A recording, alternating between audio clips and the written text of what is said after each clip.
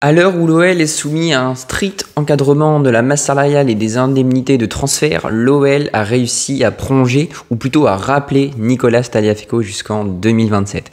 Les amis, bienvenue dans une nouvelle vidéo.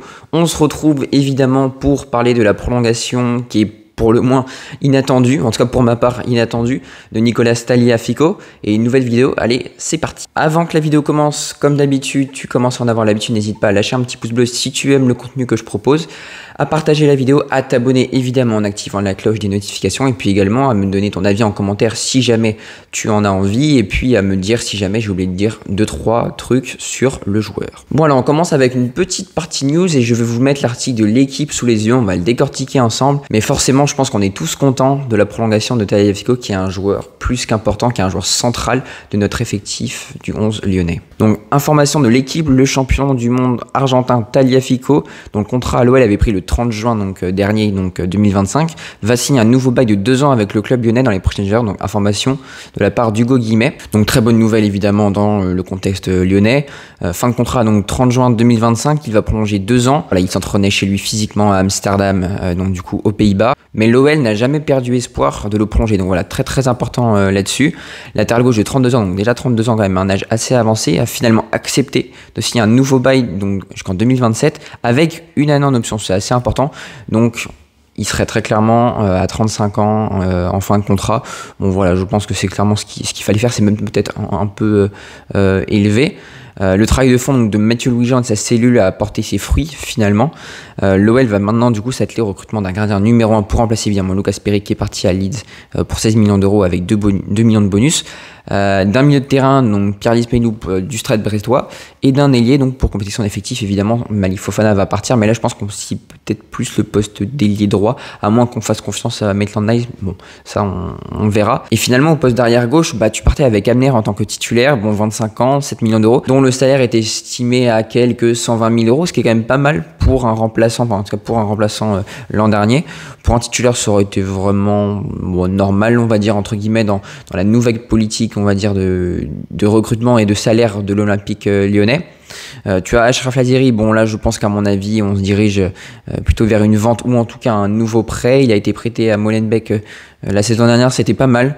Voilà, moi j'aurais bien aimé lui faire une petite place, mais je pense que voilà, en tant que doublure, Amner c'est quand même plus solide et quand on sait qu'on va jouer la Ligue Europa, je pense qu'on aura pas mal besoin d'Amner. Et bon, et puis Chaïb qui n'apparaît pas ici mais qui est également un joueur de l'Olympique lyonnais, même si je crois qu'il n'a pas encore signé pro, si je ne dis pas de bêtises. Bon alors les fans de l'académie, dites-moi si je me trompe ou pas, mais je crois qu'il n'a pas encore signé pro, donc voilà, ça reste à confirmer.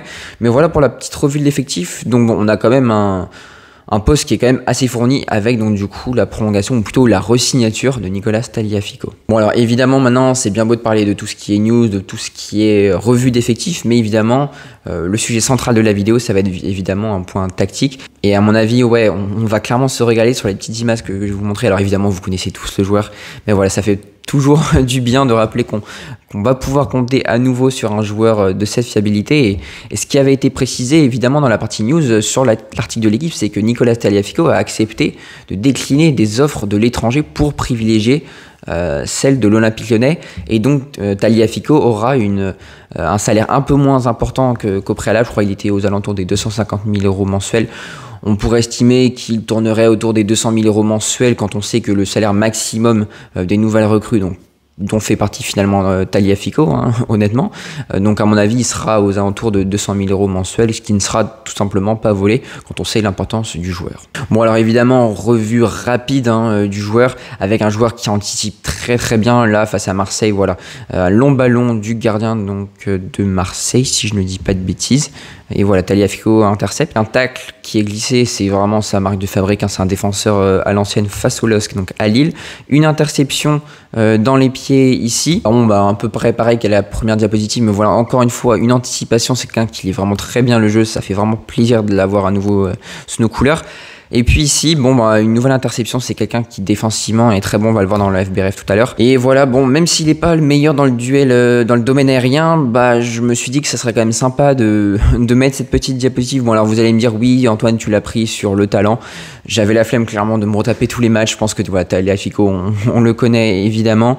Mais même s'il est assez petit, il fait 1m72, il ne lâche jamais rien dans les airs. On le voit encore ici face à Nantes. Mais c'est quelqu'un également qui est très très important dans les phases de construction. C'est pour moi un latéral qui est vraiment à l'ancienne. Et c'est ce genre de profil que j'aime bien finalement, qui ont l'amour du maillot, qui savent également se placer, qui jouent avec leur tête. C'est pour ça que j'aime le sport, en tout cas moi personnellement.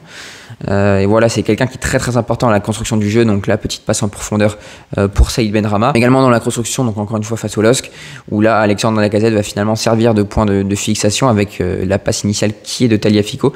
Il va remiser sur peut-être du coup Ryan Cherki, qui va donc du coup écarter sur Mata, qui va se projeter entre temps. Évidemment, le jeu sans ballon qui est également très important, il n'hésite pas à se projeter. Alors évidemment, ça va pas trop être dans cette surface, il va vraiment la laisser à Malik Fofana.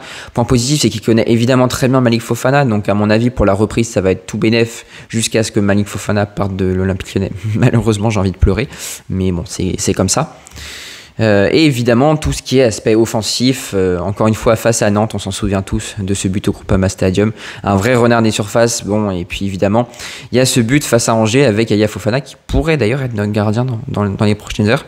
Donc voilà pour, on va dire, les diapositives concernant Nicolas Tagliafico. Alors évidemment maintenant sa hitmap, bon bah finalement elle est assez représentative, hein. C'est un joueur qui est très très fort dans la construction, dans le cœur du jeu évidemment. J'ai repris encore une fois le OL Nantes du 5 octobre 2024, mais c'est quelqu'un voilà qui est très très à l'aise pour finalement agir comme un milieu défensif parfois, hein. Il peut en jouer tantôt piston en phase de construction, tantôt troisième central, tantôt latéral gauche, bref c'est un joueur qui est vraiment très polyvalent. Et puis évidemment le gros point faible de Tagliafico, c'est tout ce qui va être sound, c'est clairement pas sa marque de fabrique. Faut dire qu'il va pas beaucoup dédoubler ici, c'est quelqu'un qui va être beaucoup plus dans la construction. Bon, et puis évidemment j'ai mis de côté tout ce qui est aspect aérien, que ce soit offensivement ou défensivement, quoique offensivement il y a quand même quelques buts qu'il a marqué de la tête, mais voilà, ses projections sont très très bonnes. Et puis évidemment son FBRF, il y a du vert partout. C'est quelqu'un qui a vraiment progressé dans tout ce qui est finition, en penalty, non-penalty goals, pardon, donc but. Sans les pénaltys, il est à 0,17, il est plus élevé que ses buts attendus, donc du coup sans les pénaltys, donc ça c'est vraiment très bien, même si tu es un défenseur, il a une bonne finition, ça c'est cool. Il tire beaucoup également, et puis voilà, dans tout ce qui est construction, évidemment, bah, on reconnaît notre Nicolas Tagliafico dans les tags, dans les interceptions, mais également dans les duels aériens. Ça m'étonne qu'il soit aussi haut, je ne pensais pas, mais il a quand même une assez bonne détente pour un joueur de sa taille qui fait 1m72. Bon, et finalement quand on voit l'analyse tactique, bah, on se rend compte que c'est un joueur vraiment très complet. Alors à l'heure de faire le bilan, il faut prendre en compte évidemment la cure d'austérité qui frappe notre club.